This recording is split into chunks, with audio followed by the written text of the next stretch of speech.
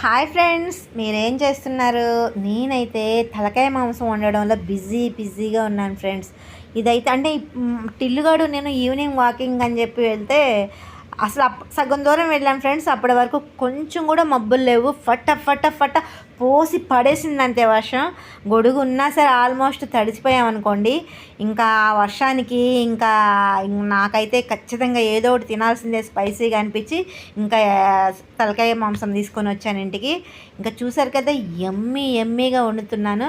చిన్నప్పుడైతే నా కొడుకు దీనికి ఒక విచిత్రమైన పేరు పెట్టాడు ఫ్రెండ్స్. ఎందుకంటే ముక్కలు నల్లగా ఉంటాయి కదా, చీకటి కక్కల కూర అనమాట. అంత బాగా తినరు పిల్లలు కూడా అలా కలర్ చేంజ్ వల్ల చిన్నప్పటి నుంచి.